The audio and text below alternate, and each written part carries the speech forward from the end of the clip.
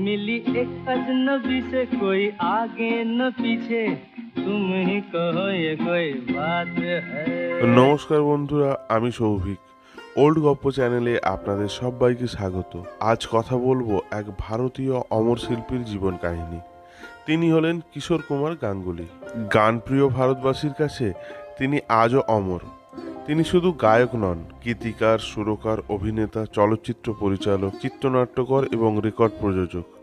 সাধারণত তিনি ভারতীয় চলচ্চিত্র শিল্পের সর্বাধিক সফল এক চলচ্চিত্রের সর্বশ্রেষ্ঠ নেপথ্য গায়ক হিসাবে পরিচিত হন। চলুন শুরু করা যাক। কিশোর কুমার মধ্যপ্রদেশের খান্ডোয়াতে ৪ আগস্ট ১৯২৯ সালে এক বাঙালি ব্রাহ্মণ পরিবারে জন্মগ্রহণ করেন। তার বাবা কুঞ্জলাল গাঙ্গুলি ছিলেন পেশায় একজন উকিল। তার মায়ের নাম ছিল গৌরী দেবী। কুঞ্জলাল বাবু জীবিকার তাগিদে মধ্যপ্রদেশে চলে যান। কিশোর কুমারের সম্পূর্ণ নাম ছিল আভাস কুমার গাঙ্গুলি। ৪ ভাই বোনের মধ্যে কিশোর ছিলেন সর্বকনিষ্ঠ। সবচেয়ে বড় ছিলেন অভিনেতা অশোক কুমার, তারপর সীতা দেবী, তারপর অনুপ কুমার, আর অনুপ কুমারের থেকে ৫ বছরের ছোট ছিলেন কিশোর কুমার। কিশোর কুমারের শৈশবকালীন সময়েই তার বড়দা অর্থাৎ জ্যেষ্ঠ ভ্রাতা অশোক কুমার বম্বেতে হিন্দি চলচ্চিত্র জগতে বড় সাফল্য পান। এই সফলতা ছোট্ট কিশোরের উপরে ব্যাপক প্রভাব ফেলেছিল। ছোটবেলা থেকেই কিশোর বিখ্যাত গায়ক কুন্দলাল সাইগলের একজন বড় ভক্ত হয়ে উঠেছিলেন।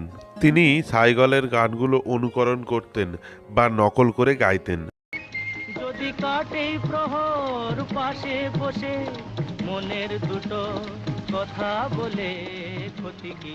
অশোক কুমারের সাফল্যের পর কিশোর কুমারের আরেক দাদা অনুপ কুমারও বম্বের হিন্দি চলচ্চিত্র জগতে প্রবেশ করেন।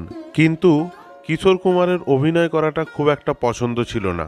তিনি গান গাইতে চাইতেন, কিন্তু তার গানের কোনো ধরাবাঁধা শিক্ষা ছিল না। দাদা অশোক কুমারের ফিল্ম জগতে পরিচিতি থাকার ফলে কিশোর বেশ কিছু চলচ্চিত্রে অভিনয়ের সুযোগ পান, কিন্তু সেগুলিতে দর্শকের মনে তেমন সাড়া জাগাতে পারেননি। তবে এই চলচ্চিত্রগুলোয় তিনি গান গাইবার সুযোগ পেতেন। প্রথমের দিকে তিনি কুন্দলাল সাইগলের নকল করে গাইতেন। পরে শচীন দেব বর্মনের পরামর্শে তিনি নিজে গাইবার কায়দা পাল্টান এবং এমন এক গাইবার কায়দা উদ্ভাবন করলেন যা সেই সময়ে অপর প্রধান ২ গায়ক মোহাম্মদ রফি এবং মুকেশের থেকে সম্পূর্ণ আলাদা। তার গানের বৈশিষ্ট্য ছিল গলা ভেঙে গান গাওয়া, যা আগে কখনো শোনা যায়নি। তবে কিশোর কুমারের এই কায়দা খুবই জনপ্রিয় হয়। ৫০-এর দশকের শেষ দিকে তিনি একজন প্রতিষ্ঠিত কমেডি নায়ক হিসাবে জনপ্রিয় হন। তার অভিনয়ের কায়দা ছিল অন্যদের থেকে সম্পূর্ণ আলাদা।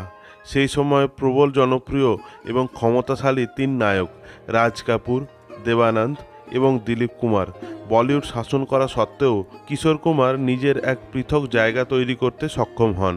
৫০-এর দশকের শেষ দিকে তিনি ছিলেন একজন প্রবল ব্যস্ত নায়ক ও সফল গায়ক। এছাড়াও তিনি সুরকার, গীতিকার এবং প্রযোজকদের ভূমিকা পালন করতে লাগেন। শচীন দেব বর্মন ছাড়াও আরেক সুরকার যিনি কিশোরের সঙ্গীত প্রতিভা বুঝতে পেরেছিলেন, তিনি হলেন খেমচাঁদ প্রকাশ। কিশোর কুমার বিভিন্ন ভারতীয় ভাষায় গান গেয়েছিলেন, যার মধ্যে রয়েছে বাংলা, হিন্দি, মারাঠি, অসমিয়া, গুজরাটি, কন্নড়, ভোজপুরি, মালয়ালম, উড়িয়া এবং উর্দু।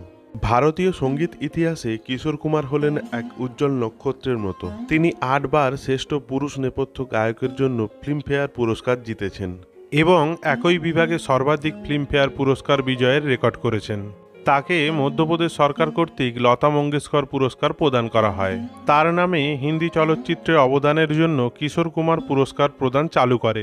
কিশোর কুমার অভিনীত বিখ্যাত কয়েকটি চলচ্চিত্র হল বাপ রে বাপ, চলতি কা নাম গাড়ি, হাফ টিকিট, পড়োসন, হাঙ্গামা, প্যার দিবানা, বাড়তি কা নাম দাড়ি, লুকোচুরি প্রভৃতি উল্লেখযোগ্য। ব্যক্তিগত জীবনে কিশোর কুমার ৪ বার বিবাহ করেন। প্রথম স্ত্রী রুমা গুহ ঠাকুরতা, দ্বিতীয় স্ত্রী মধুবালা। মধুবালার অকাল মৃত্যুর পরে তৃতীয় বিবাহ করেন যোগিতা বালিকে এবং চতুর্থ বিবাহ করেন লীনা চন্দ্রভারকারকে। কিশোর কুমারের পুত্র অমিত কুমারও একজন বিখ্যাত গায়ক। অমিত কুমার বাবার মতো সাফল্য না পেলেও বেশ কিছু কালজয়ী হিন্দি, বাংলা সুপারহিট গান উপহার দিয়েছেন। ১৯৮৭ সালের ১৩ই অক্টোবর মাত্র ৫৮ বছর বয়সে ভারতের এই জনপ্রিয় শিল্পীর মৃত্যু ঘটে হৃদরোগে আক্রান্ত হয়ে। ভারতীয় সঙ্গীত জগতে কিশোর কুমারের অবদান চিরস্মরণীয় হয়ে থাকবে।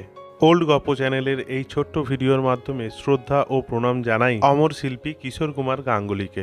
এই ছোট্ট ভিডিওটি ভালো লেগে থাকলে প্লিজ চ্যানেলটি সাবস্ক্রাইব করে পাশে থাকুন। ধন্যবাদ।